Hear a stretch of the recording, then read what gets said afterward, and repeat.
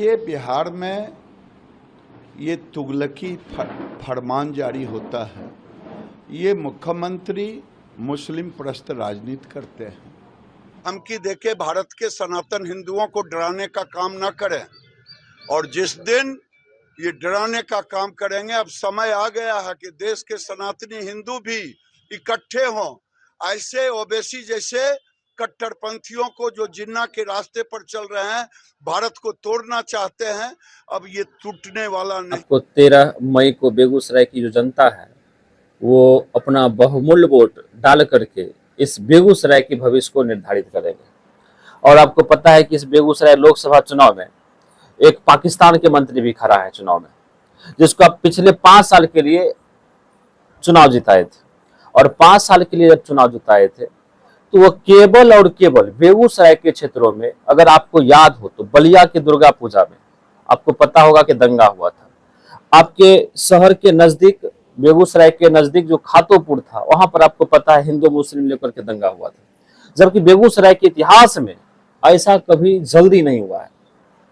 लेकिन फिर भी 5 साल के जो हमारे पाकिस्तानी मंत्री बने थे, जिन्हें हम 5 साल के लिए जिताए थे, वो हमेशा हिंदू मुस्लिम करके आपसी भाईचारा को खत्म करने का प्रयास किया था।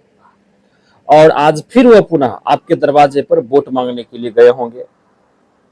और आपको एक हिंदू खतरे में है, राष्ट्रवाद खत्म हो जाएगा, हिंदुत्व खत्म हो जाएगा, ये सारी चीजों भड़का करके धर्म के नाम पर आपसे वोट मांगने जरूर गए होंगे।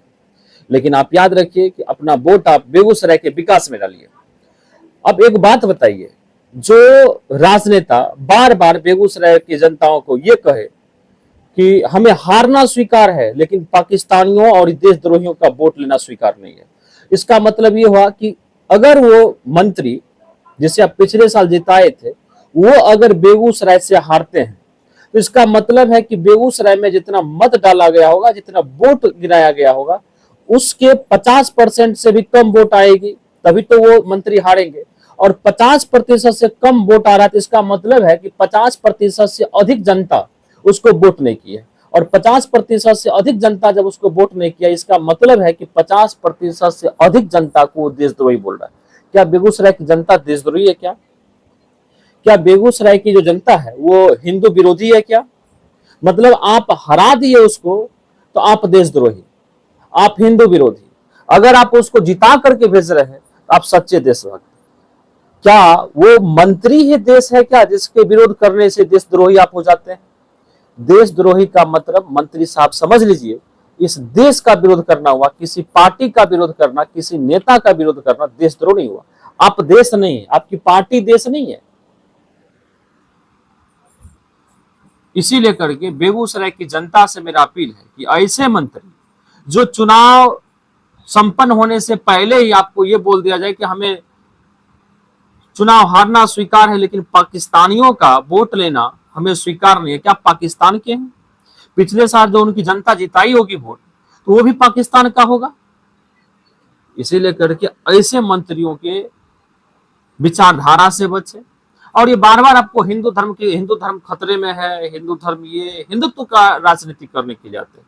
और खास करके आपके बेगूसराय के जो पिछले साल के मंत्री रहे, वो हमेशा चंदन करके और आपको हमेशा हिंदुत्व की बात करेंगे।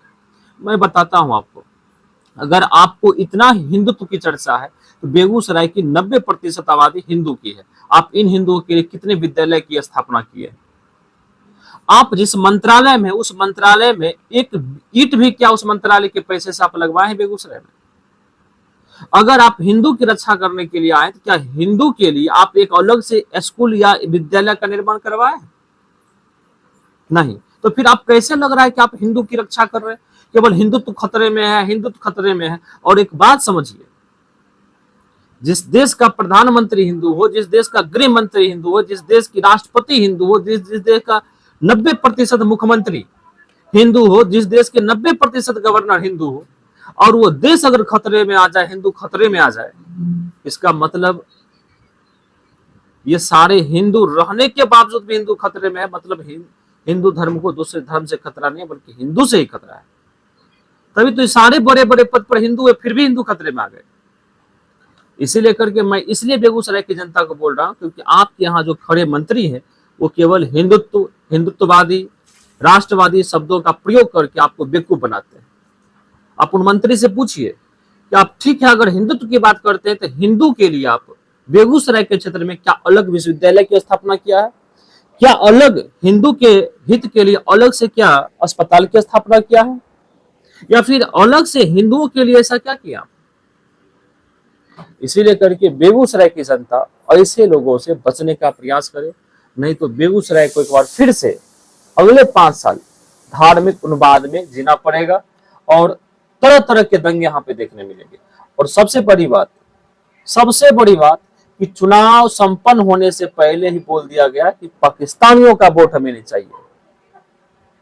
इसका मतलब यह है कि 5 साल जो आप जीते थे उसमें आपको 50% से अधिक वोट आया होगा, जितना वोट गिरा होगा, तभी तो आप मंत्री बने।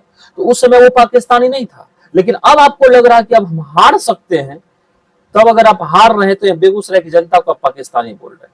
तो बेगूसराय की जनता को सोचना है कि सच में आप देशद्रोही हैं या किसी पार्टी का विरोध करना देशद्रोह है, किसी मंत्री का विरोध करना देशद्रोह है, ये आपके हाथों में है। और कल अपने बोर्ड की चोट से बता दीजिए कि आप शिक्षा के प्रति जागरूक हैं, आप रोजगार के प्रति जागरूक हैं, आप सामाजिक विकास के प्रति जागरूक हैं, आप अपने बच्चों के भविष्य को लेकर के जागरूक हैं। और कोई भी इस धरती पर ऐसा संतान पैदा नहीं हुआ है जो इस सनातन धर्म को सिंधु सभ्यता से लेकर के आगे भविष्य में कभी खत्म कर सकता है। क्योंकि हिंदू धर्म, हिंदू जाति हमारी जन्मजात दिया हुआ, किसी की सर्टिफिकेट देने की जरूरत नहीं है। आप जब जन्म लेते हैं हिंदू परिवार में, उसी समय से आप हिंदी होते हैं। और आज तक कोई समाज में पैदा नहीं हुआ है जो हिंदू धर्म को समाप्त कर पाए। इसीलिए करके ऐसे धार्मिक शब्दों से, ऐसे उन्माद पैदा करने वाले शब्दों से, ऐसे नेताओं से दूर रहे। तब तक के लिए थैंक यू, टेक केयर।